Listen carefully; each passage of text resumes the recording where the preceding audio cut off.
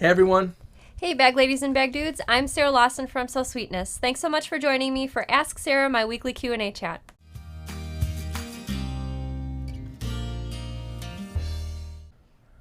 Hey everybody, thanks so much for joining us. I saw a lot of chit chat before we got started on Facebook and YouTube. Hey to Gail from New York. Hi Sandy from the DC area. Aurora, Colorado, Irish Heritage. So thanks so much everybody for joining us. And we were laughing because about 20 minutes ago, Violet ran down here. On Tuesdays, we do an Instagram live right before we join you on YouTube and Facebook. And she ran down here with a bloody paper towel and her tooth had popped out. She actually knocked it out herself. She wears a headset sometimes when she uses the computer. And I think she took the headset off and it kind of like knocked her tooth off when she brushed it past her face. So that was funny. It reminded me of another time that Violet's tooth came out a few years ago. We actually, I know this sounds like something from the movies or on TV, but we actually hooked up a string to a Nerf gun, like a little foam dart that comes out of the Nerf gun, and then the other end of the string to her tooth. And we had a few false starts, right, Danny? A few false starts with the dart coming out of the Nerf gun, but eventually Violet shot it out and it pulled her tooth out with the dart. And it was funny because I think at first she thought it was really cool, and then a few seconds later, well, actually probably 10 seconds later, then she started crying. But so it looks like the tooth fairy's coming tonight. We have her little tooth right here. And Violet also wanted to show you something. Her birthday was last week, so Violet is 10 now. And Violet got this for her birthday. So this is her new bearded dragon. We went to a reptile swap on Sunday. And she's very good. She's been eating really well. We give her a little... slide over. Okay, I'll slide over. We give her little baths. She likes sitting on the shoulder. She likes Violet's purple hair.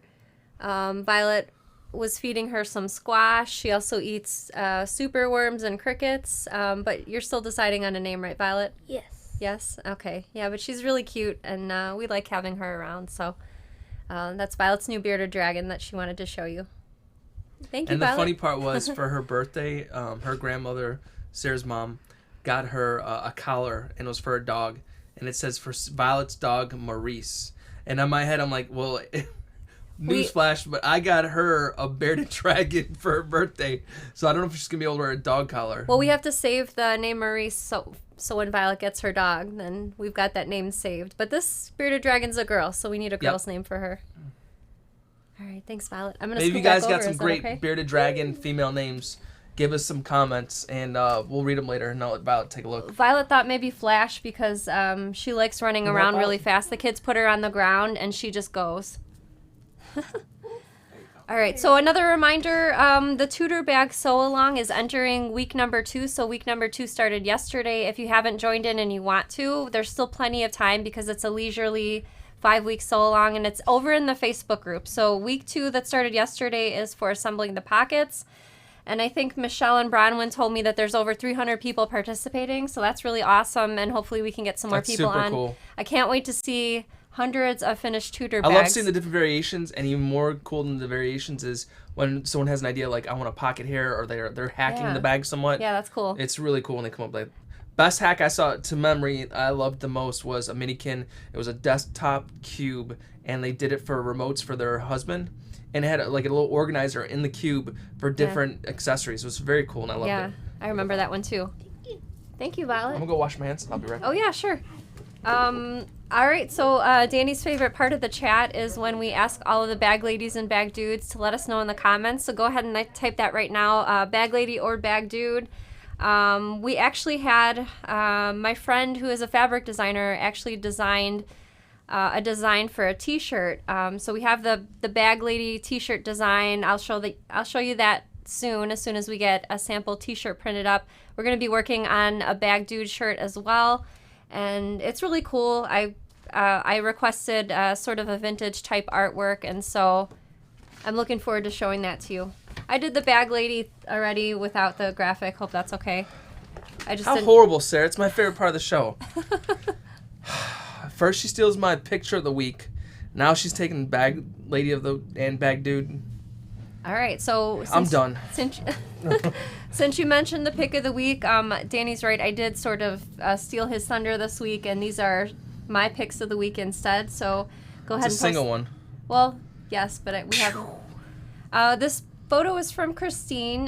This is Christine's two friends, Michelle and Devi, and Christine taught them how to sew bags, and these are their completed Oreo bags that they made, and they came out fantastic. And if you haven't made an Oreo bag already, it's a free video and a free pattern. It's on the YouTube channel, but great work, Christine, and I always love hearing that there's more bag ladies joining and the dudes, fold. for sure. Yep. All right, so we had some other photos to share with you, Yep. right? Yes? You got a story for this one? Okay, so we had a letter from Benita, and Benita sent me some photos also. So this is Benita's Renegade bag that she made, and there's also going to be a photo of Benita cycling through. But this is the letter from Benita, and I'm sharing this with permission. She says, "Hello, Sarah. I am Benita from Germany, and I watch your show regularly with my handicapped adult daughter. She likes it when Mom sews and the machine works. She feels good. I have a request. Can you please greet both of us in the next show? We'll both be very happy. I always get up at night to watch the show around 2:30 a.m., and I play it to my daughter later.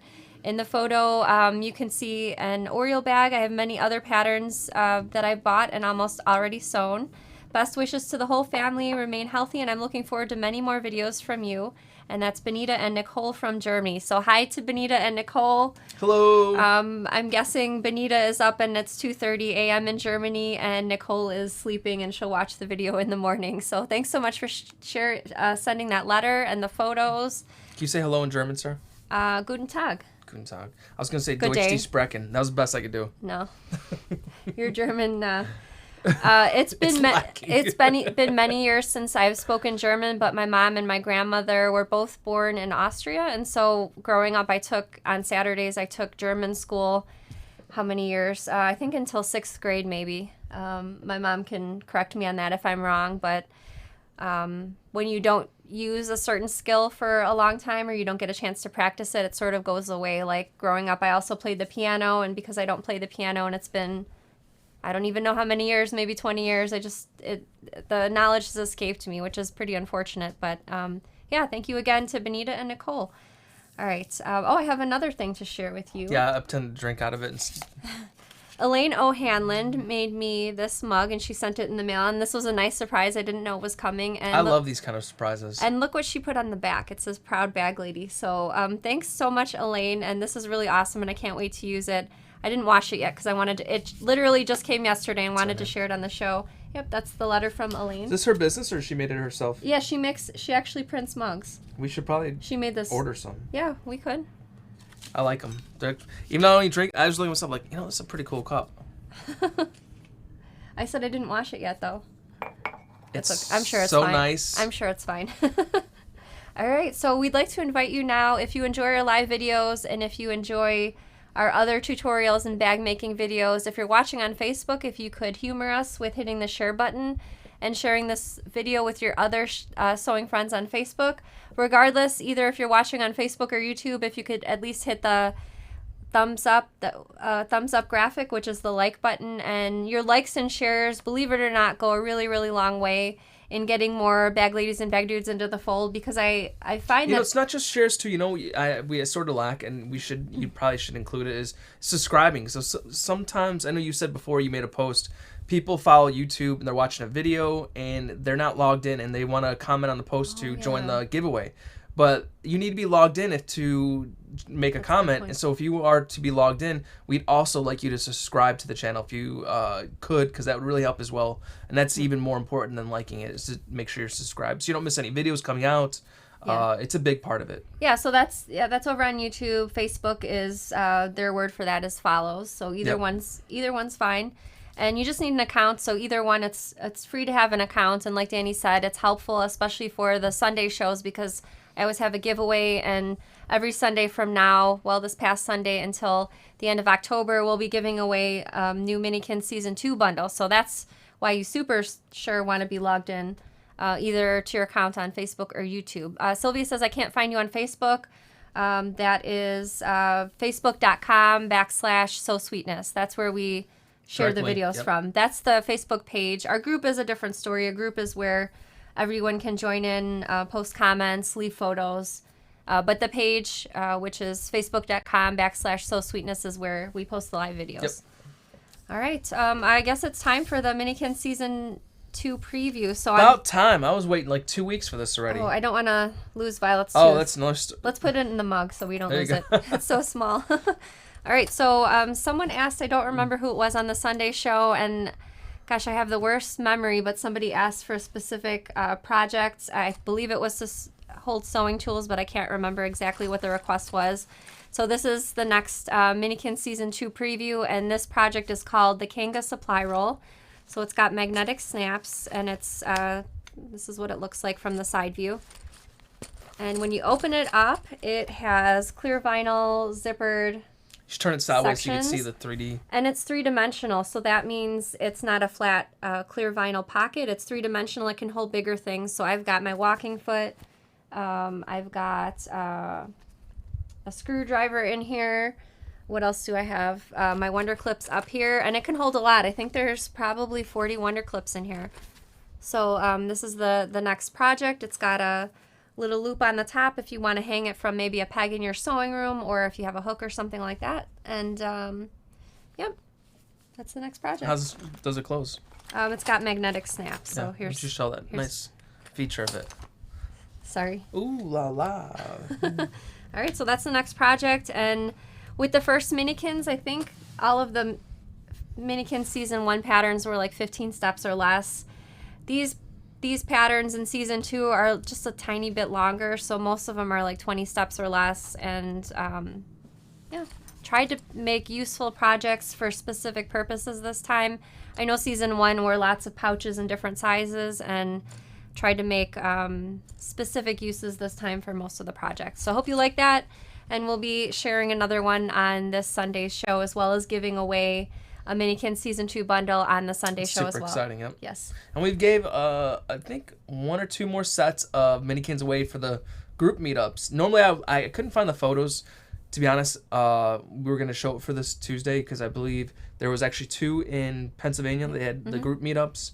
And 2 lucky ladies won, and that's really cool to me. I love seeing everyone coming together, hanging out. And do you want to explain a little backstory, just in case not everyone's familiar with the meetups and what we're doing as far as the cell phone videos? Yeah, so in our Facebook group, that's a private group, So Sweetness Fans, I believe. I don't know her name. I don't want to say someone else's name and be wrong. Someone made this great list of all the different states. That was Sherry. Yep. Each state is individual. So there's an Illinois. And countries. There's California. Yep. And they have their own private group on Facebook, so they can talk, type. California, I believe, is doing like Secret Santa. They did a meetup the past weekend as well. Charlie, I believe, was in the meetup as well this past week for Connecticut. So a lot of different states are having these meetups, and so we love this so much. We want to, encourage it because it's cool when you get to meet someone else who sews, and it's like a bond you form with them. And so when you guys have these meetups and from these groups, I asked anyone to send me a message on Facebook. And when you guys have these meetups, either give me a call on Facebook with either their video or actually just the voice, and we'll pick a random number of the people there, and someone's going to win the Minikins 2 projects. So so far, I think we've given, a handful away. I'm not even sure. Maybe 5 or so. I think about that. And we love to continue, keep doing this. And we do appreciate everyone's hard work for setting these up and doing it. And Sherry's, because that was not easy. There's a lot of states, a lot of people. And a lot of countries, too. Yep. And there's a lot of admins for these groups that do a lot of the work and stuff like that. So we do appreciate everyone's help for pitching in and really going above and beyond. So thank you very much for that. All right. I'd like to wish Brian a happy birthday. Jennifer Hoover said today is my husband's Brian's birthday. He loves watching the show. Happy birthday. Happy birthday, Brian.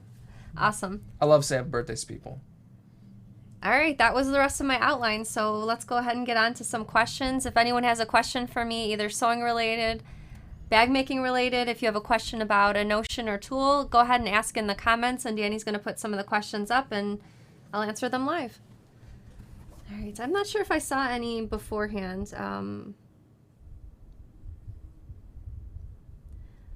I see a comment coming through about the Wisconsin group, and I discussed this with Sherry actually last week, but I know most of the states are quite large, and it's hard for people because they're living throughout the whole state to have meetups when they might live several hours away from where the meetup is being held. And so Sherry had a solution about having different admins for each state group. I'm not sure how far that got, but like Danny said, Pennsylvania had 2 meetups on Sunday. Yep. So 2 different areas of Saturday Pennsylvania. and Sunday. Oh, Saturday and Sunday. Yeah. Okay.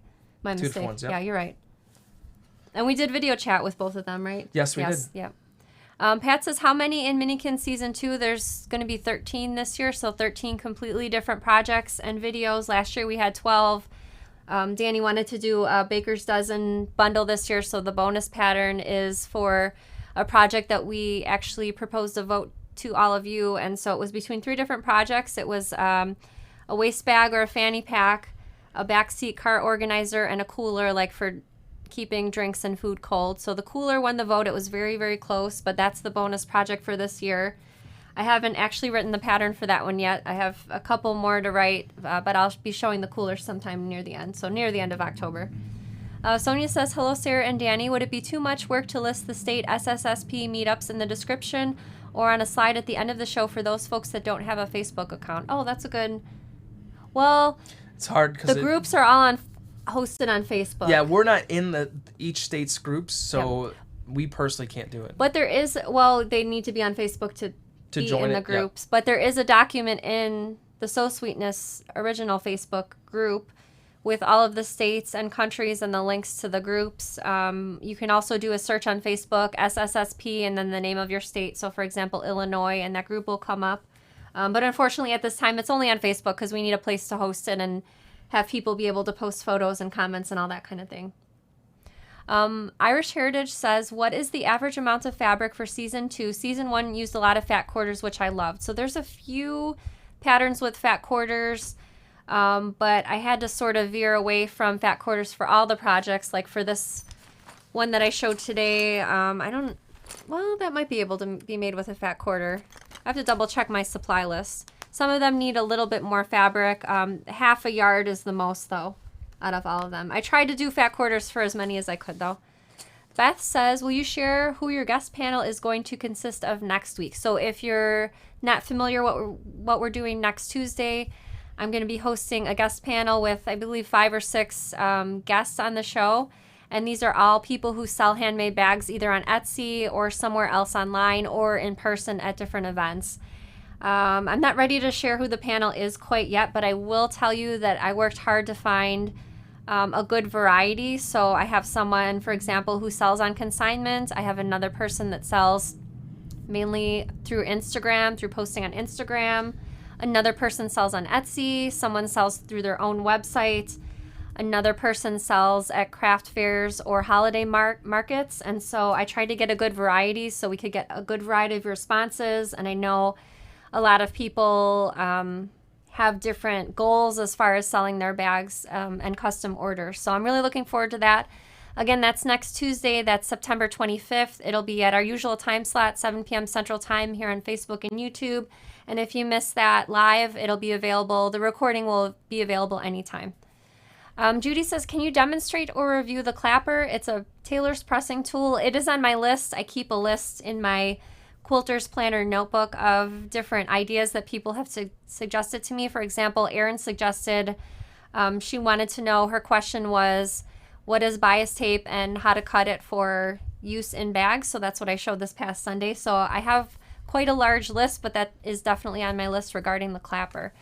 Nancy says, I want to join the Tutor Bag Sew Along, but can't seem to find it. So if you go ahead and look in the Facebook group, not the Facebook page, but the group, there is, if you want to click on the tab that says photos, and then there's a sub tab that says albums. The Sew Along is being posted in the albums. So each week's progress, everyone can post a photograph of their progress. For example, week 1 was attaching the fabric to the interfacing, and so you just need to take a picture of your fabric with your interfacing on it, just to keep everyone motivated and on the same page and keep up. And so you'll find that in the photo tab in the Facebook group under albums. And if you have trouble finding that, go ahead and let us know in the Facebook group, and we're happy to tag you in that album or in that post. I'm not going to post the next question yet because I've seen a lot of questions about the Minikins 2. When is it released? The cost of it? And will there be acrylic templates for it? Oh, okay. Minikins Season 2 will be released at the end of October. I don't have an exact date yet because we're kind of pushing ourselves to the limits to get it done in time. Not that we're rushing and we're going to be coming out with a poor product. If I had to guess, I would say maybe Halloween, which is October 31st. I don't know. That would be kind of fun. It's probably the best day in October to pick. The very last one. Sort of like the 4-pack bundle. Yeah, that's what happened with the 4-pack bundle also. Yeah. But we made it in time for the We end did. of August. We had time to spare. Yeah. I already forgot the other two questions you asked me. The price, Okay. availability, Okay. and the templates. Okay. The price will be $80, same as with Season 1. And Season 1 will always be available at $80 as well. That one's not going away when Season 2 comes out. We will have acrylic templates for the patterns. There's, I think, a couple at least that have squares and rectangles. So same thing as with last year. We did not have acrylic templates with anything for squares and rectangles. There's a couple of the patterns that have rather large pieces. So I believe we'll still have templates for those. But obviously the bigger acrylic template pieces and the more there are of them, the more expensive they are. So some of the patterns are quite small though and have lots of little pieces, or not a lot of little pieces. Did I get all the questions about the Minikins Yes. Season 2? Okay. And we're getting way behind. There's so many questions this week. Oh, well, that's good. Holy guacamole, yeah. Okay. Roxanne says, I am making the tutor bag from wool. Do I still fuse SF101 before the soft and stable? So that depends on the thickness of your wool. So the wool that I used in my tutor bag was really, really thin. I believe, just a little bit thicker than quilting cotton. So I did fuse SF101 on it because I was confident that my machine could deal with all the layers of the wool with the interfacing. If it's on the thick side, if you're not sure, you might want to skip the SF101, but I liked using it in my wool because any kind of fabric that can be used for garments as well, I like stabilizing it with SF101 so it doesn't stretch or warp, especially on the bias while I am working with it. Sorry about that. Alicia says, using vinyl with fleece backing, will this be an issue for straps or accent pieces? That's a good question, and this sounds familiar. I think we were probably talking about this on Instagram. So vinyl with fleece backing is probably my least favorite vinyl just because usually the fleece backing is like a bright white, and especially if you're using a vinyl that's a darker color like black or red, having the accents and the straps cut raw might be an issue. You can carefully trim it back a little bit. I've seen people use marker on it, permanent marker, in the appropriate color just to color the edges of the fleece so it doesn't look so bright white. Those are some of the options. Edge coat is also another product used mainly for leather working that coats the edges of the leather. So that's another option as well if you have that fleece backed vinyl. Cheryl says, are there any of your patterns that you can make a quilted Bible cover? I would love to make some out of cork for Christmas gift. So there's a couple of options for that. The Creative Maker supply case is one of those. But I believe the best option for a Bible would be the Minikins pattern grab and go sleeve, because that particular pattern works on the measurements of your device or book. And I did make one for a book cover. I actually made one of the Minikins grab and go sleeves for a cookbook, which was rather on the thick side. So I'm certain that's similar in thickness to a Bible. So I think that would probably be the best option, and the option where you would have to do the least modification because the pattern actually walks you through. You're just working off two measurements, the length and the height and of your book or your Bible. And I must be tired because I'm not finding the words tonight. Jennifer says, what gauge vinyl do you use on projects? So this one that I showed you, I used a 10 gauge vinyl on this one just because it's 3-dimensional and I wanted it to be holding up a little bit better when I was sewing these 3-dimensional sides in place.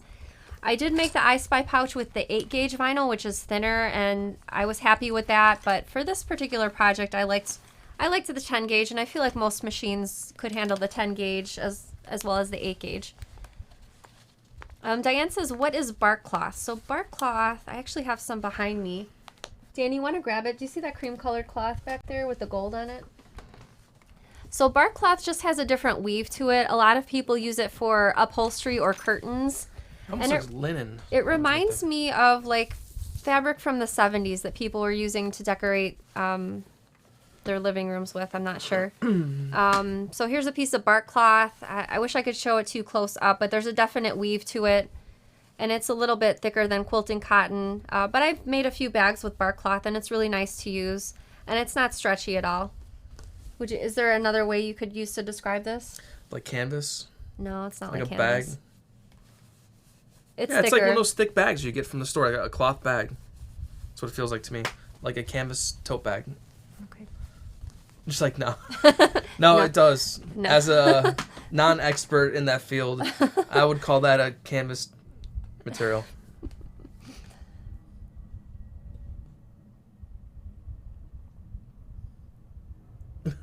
We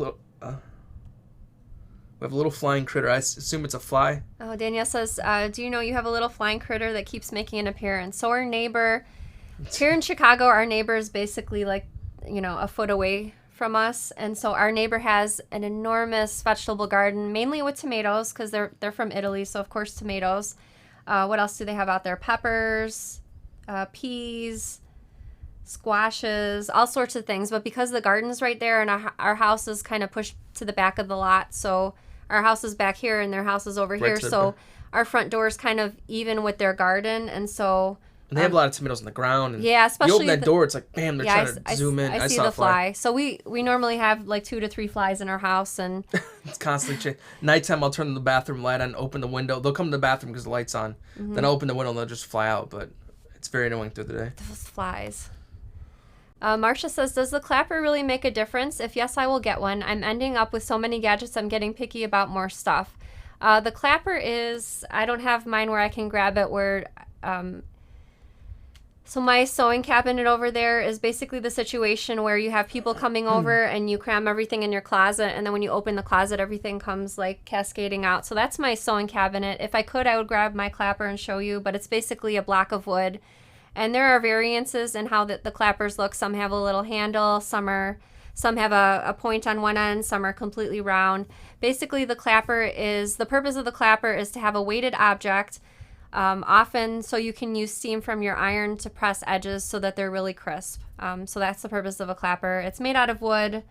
I've seen some clappers that are quite expensive, but it really is just a block of wood with often rounded corners. I'll show it on a live show soon because I did want to talk about pressing on one of the live shows, but it's on my list. I'm not sure when I'll get to it. Cheryl says, Dritz has a product to clean your iron. It's a tube you put on an old towel and it works excellent. I buy it at Joann's when they have half-price sewing notions. It's been some time since I've had to clean my iron. When I first started making bags, I had to clean it all the time because it would always get that brown gunk on the back. A pressing cloth really helps with that, but of course I'm usually lazy. I don't know, I guess I've had good luck because this iron I've had since 2013 and I don't think I've ever had to clean it. I don't know. But yeah, those cleaning products do actually work. Beverly Lee says, Danny, can you design a men's bag with Sara? That would be the collab of the century. I don't know about Danny designing it, but I did want to come out with a single strap backpack, like a crossbody sling bag. That'll have to come after the Minikins are finished, but it definitely is next on my list. I'm pretty amazing in my designs. Was it that bag I saved the day on? This one right here? This one? The one right there? No, the one you just did. This one right here? Yeah. Remember you were having a problem with the edge of the vinyl? I don't remember that. We'll have to talk about Can this you refresh later. my memory? I mean... Yeah, it was like you have an issue where it came to the... I don't know if it was this one with the vinyl or maybe it was another one with vinyl. Oh, I know which one it was. It was that other... Maybe we could look at it and show it to them? No, not yet. No. Oh. I'll have that one for Sunday, the one you're speaking of. Oh, okay. It involved math and geometry, and I'm not good at either of those things, so that's why I had to call Danny in to help with that. I was joking. I grabbed this cup and I'm like... And I see that there's probably like 6 comments says, Danny, don't swallow the tooth. Danny, I hope you didn't swallow Violet's tooth. Danny, the tooth's in the mug. That's funny. The cup is empty, save for the tooth in itself. That's really funny. I thought so too. I thought bark cloth was from the 50s. Oh, 50s. Yeah, that could be. Where do you get bark cloth? Hope wants to know. Where to get bark cloth? So, This particular fabric that I have that's bark cloth was designed, the fabric line is called Outback Wife, and you can find that at Stash Fabrics online. There's a few other places as well. Hoffman Fabrics also makes a lot of really nice looking bark cloth. Queen of Creative said maybe like flour sacks for the texture feel. Oh yeah, good one. Bark cloth is the texture feels like a flour sack because it's rough, a little bit rough. Not crazy like you don't want to touch it rough. It's just not smooth like canvas like you were saying. Right, it's very textured. Yes. Pat says, will there be kits available for the new Minikins? We will be doing Notions kits like we did last year. I'm going to be honest, I haven't sat down and made my list of all the notions that need to go in them, but yep, we're going to do that my again arm this year. over, because since you're stealing my armrest anyways, it's Oh, sorry. a little more comfortable. All right. Stephanie said... All right, let's go. Stephanie says, can you add a crossbody strap to the Renegade bag? You sure could. Let me grab mine so I can... Did I hurt your arm? Sorry. It's all right. If I was doing a crossbody strap on this one, I would add it before I sew the seam from the bottom panel and the zipper panel. So I'd add maybe a little tab here with either a D-ring or a triangle ring. And the same thing on the other side.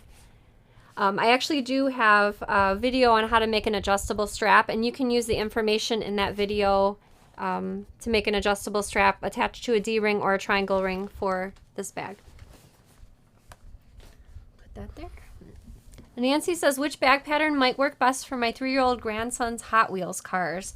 I actually saw a lot of people making the Kismet trinket boxes for Hot Wheels cars in particular. That one you have there for a travel case. I remember this one. Oh, this one right here? Yeah, you could literally put if he does sections and stuff like that. Oh, that would be cute. You could separate his cars yeah, into the cars, and then you could see the cars, and you could literally probably line them up tall ways right across the bag. That would be cute. It'd fit really well. But yeah, I've also, this pattern's not out yet, but the Kismet trinket boxes I've seen people make for Hot Wheels cars. A lot of people say they love their clapper. I'd probably make the large square one. Oh, okay, that's cool. Heather, Helen. A lot of comments on Facebook especially. People love their clappers. Do you have a video on the clapper? No. We were just talking about that, right? Yeah. Not I've seen you use it, like hitting stuff. I'm like, no, you don't hit. You like press it down. Yeah, you use the pressure and the weight from the block, and then some steam from the iron. Hitting stuff. Like with a nail and the hammer and the block of wood or something. Like your little turning tool that I was using for something else. Oh, the snap setter. Jennifer says, do you recommend using my heat press to adhere my interfacing? I always worry that it will make my fabric wavy. I actually don't have a heat press. We don't have room in the sewing room for one. I do know a lot of people use the heat press to attach the fabric and interfacing, so big blocks of fabric to the interfacing and then cutting their pattern pieces out afterwards. And because the heat press is so fast, it makes that process go even faster. I've not heard any adverse results from using the heat press to attach the interfacing. I know people like to use it for that purpose especially. So I think you're okay, but you can always certainly test on a cheaper piece of fabric and maybe like a Shapeflex interfacing. Nikki says, shortly after I joined the group, I learned about using dryer sheets like Bounce for cleaning and iron. They work so well. I actually don't know that I've heard of that before, but that's a good tip. I've heard before salt, baking soda, like making a paste with water, and I've used that years ago. But that's a good tip about the dryer sheets. Thank you, Nikki. Yeah, I don't know if this is a continued comment on that. In regards to the dryer sheet, yes, then wipe it with a clean towel or cloth afterwards. I'm assuming you need to have the iron hot. Oh, maybe? Yeah, because there's another Nikki. This was the previous comment. Okay, do you heat your iron up first and then brush the cloth on it? What a great tip. Okay, and Nikki was saying yes. Then you wipe it with a clean towel or cloth afterwards. Yep. Okay, excellent. Thank you. That's why I love having these chats live, because we can see comments and questions pop up in real time or suggestions. Audrey says, I like your wire baskets. Where did you get them from? Well, I sure didn't like them when I first saw them. I'm like, are those rat cages? I literally said those words, and once you put the fabric in there, they looked a lot better. But at first, I'm like, what is that? These were from Amazon. I think they were like $12 each, which I know sounds a little pricey, but I wanted everything to look nice in the sewing room, so that's why I went with these. They probably can't hear when you talk to your big pile of fabric back there. Okay, sorry about that. Linda says, will you be selling Tula Pink Zuma fabric bundles? They should be arriving any day now. They already charged us and we paid for the fabric, so looking forward to getting that in. Yeah. We ordered a lot. I think 36 cases, I was told, so a lot of fabric coming our way. Well, or to my parents' house, rather. My parents are so lucky. 36 big cases of Tula Pink fabric. Heather says, what bag would you suggest making for all the sewing machine feet? I don't know. Well, I do have my feet in this one, the one that I showed you in the preview. So I've got my feet right here. There's the walking foot. My old zipper foot's in there too. I have seen people make either the Creative Maker supply case or the Ultimate Art Organizer for feet storage, and they modified it by using clear vinyl and made little, so the zipper that goes straight across, they made little sections with stitching for each of the feet. And I've actually seen people label some of them, which I thought was cool also. Cheryl says, do you have other patterns that are about the same size as the Appaloosa bag? That's a good question. The Baker Street bag is about that size. That's a free pattern. I'm trying to think what else. I tend to veer toward the medium to large size bags, but I'm trying to do better. I'm trying to do smaller bags. And there's a few wallets in Minikins Season 2, and there's one that's actually a convertible, actually two that are sort of convertible wallets / small bags. So I'm excited about those. No, they're not clutches. I don't know. A clutch is like a handheld. Just like a cool word. Okay. I was trying to think of something funny to reply to that, but I couldn't on the fly. Diane says, we'll get them next time, sir. Diane says, are those llamas on your shirt? Yeah, this shirt is from Target, and it's really cute, and there's little llamas on it. But it's a little see-through, so I always have to wear a shirt underneath it. So, not that you care or needed to know that. Elena says, when I interface my cut pieces, I notice they change shape. What am I doing wrong? I have the same thing happen to me as well, pretty much every single time. So when I fuse the shape flex to my lining pieces, there's always a little bit of difference. Like I could see the interfacing on the outer edge. As long as you take your actual paper pattern pieces to verify which one's correct and just make sure it's the correct size. I'm in the habit of not doing that, but that's my suggestion for doing that. And it happens to me when I base the foam also. I wouldn't be super, super worried about it because bags are pretty forgiving. Like with a quilt, if you have differences in your seam allowance, even if you're off by 1/8 of an inch, that can make a huge difference. But with bags, especially if you're using a 1/4 or a 1/2 inch seam allowance, not the hugest difference. And also the overlap usually gets sewn into the seam. I'm not suggesting that you purposely cut your pieces wrong because that might end up with things not fitting correctly, but I don't sweat the small stuff like a little bit of extra interfacing showing on the outer edge of the fabric. Quilts by Jenny says, I saw on your website that you only sell one size of the turning tool. Is there a reason that you don't sell the entire set, please? So she's talking about the fast turn tool, I believe. I did purchase several years ago the full set, but I think it cost me about $70 when I found it at a quilt shop, or I bought it online. I can't remember which one. So the reason I sell just the one size, I pretty much use that one size 99% of the time, I find. And so I decided to sell just the one size on the website because that one size is $11.50, I believe. And that's a big difference from $70 to $11.50. And I'm using mostly just the one size. If you're making other projects like really thin spaghetti straps, yeah, the smaller sizes or different sizes of the tube will help you. But I found that I was just using that size. So that's why I offer that particular one. And it's the 1/2 inch width of the fast turn tool is what I have on the website. Maggie says, regarding a Hot Wheels car bag, how would you integrate a fabric race car track in the bag? It'd be like a restaurant busy bag. Could that be part of the bag itself? That would be a good idea to use for the Creative Maker supply case because that one opens up flat, and when you open up flat on the inside, you can maybe have a small section for the pockets and maybe the rest of it, especially if you're making size large, the rest of it could be for a racetrack, I think. Like that one to your left is perfect because it's so, when you unwrap it, I know it's not out yet, but if you literally unwrap it, look. I know, but it's not flat. She wanted a racetrack on it. Turn it over, look. The racetrack would be the back outside. But it's all bumpy.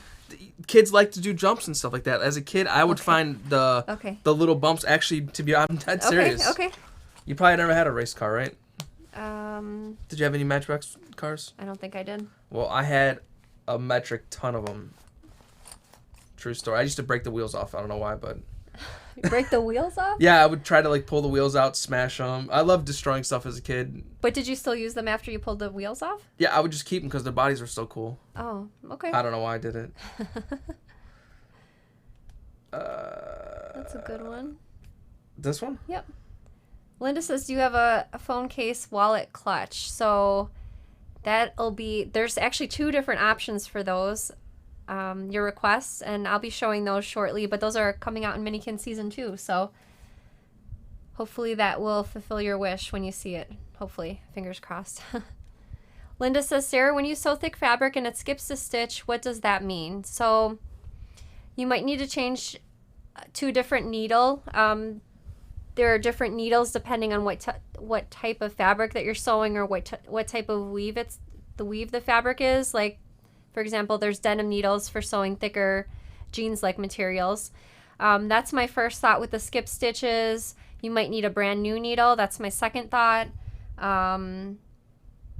Those are the first 2 strongest thoughts that I have about that. Also, thread makes a difference. I remember years ago with my old Brother machine, I tried to use some thread that my grandma gave me that she bought at a garage sale, and it was really old thread. And my machine was skipping stitches, and it also would not sew the zigzag with that thread. But when I switched out to a different thread, like a Coates & Clark or Gutermann, it sewed fine. So it might be the thread also, but check with the needle. Make sure you're using the right needle depending on what type of fabric you're using, and make sure it's a new needle because you might not be able to see that the needle's being dulled. But if it's a dull needle, it also might be having trouble picking up the thread when it goes through the bobbin area. Danielle says, Sarah, since you are thinking of not doing any more retreats, would you consider coming to a retreat for a weekend? My Georgia group is asking for a retreat, and you came to mind immediately. That's a good idea. I don't know. That might work. I think Jeff might ask about purse feet because I see Diana. I do have a video on the YouTube channel for putting in purse feet. There's also one for rivets and the rivet press and Chicago screws. Sorry about that.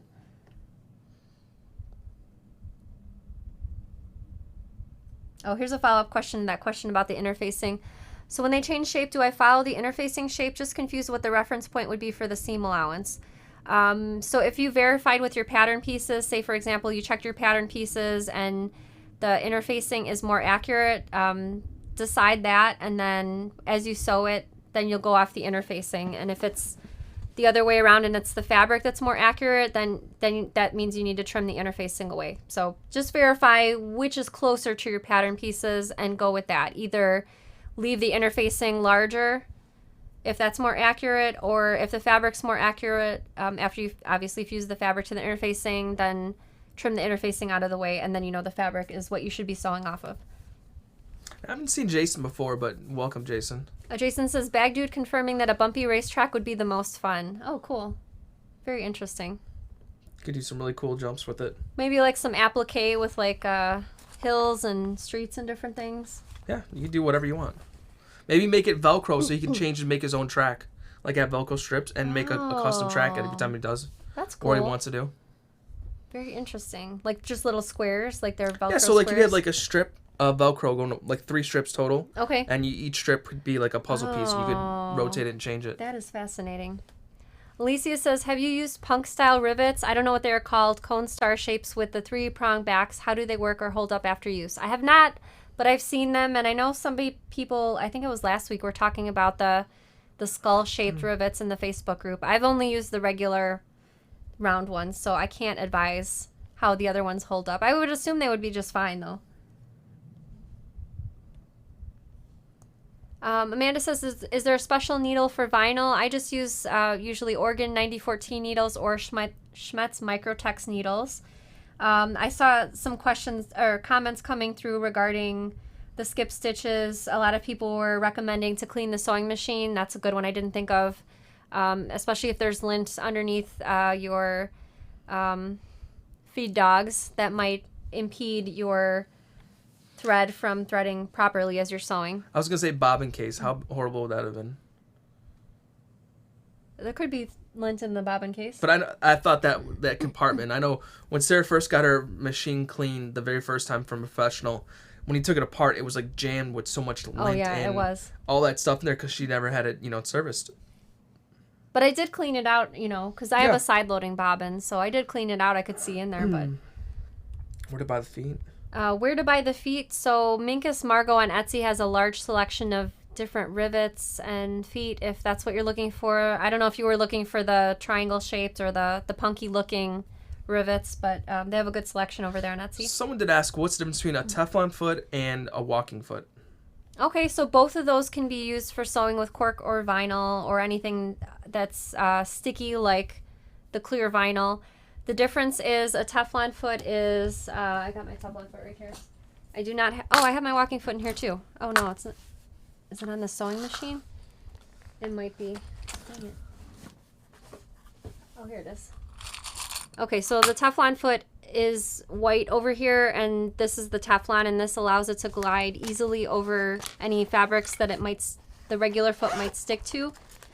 And obviously your walking foot's going to look different depending on your machine, but the walking foot helps feed the fabric evenly, and a lot of people especially use this for machine quilting because when you have a quilt with the quilt top, the batting, and the backing, that's a thick layer, and especially a quilt is heavy and could drag through your sewing machine. So the quilt or the walking foot evenly feeds the layers through your machine, and that's why this works for sewing with vinyl also. So either one of these is fine. I prefer using the walking foot just because I do. Can I see that walking foot? Now this would be a great little device to bring with for your grandchildren or kids. It looks like a sled, almost like a very cool machine type thing. And I imagine if I had these bumps, I could do like some crazy jumps. Woo. Except this is very expensive, so I mean, he'd probably appreciate it more because you give him such a valuable this is like ski $100 jumper. right here. I'm sure Bernina walking feet are probably even more You expensive better put than away that. probably smash the wheels off it. Yeah.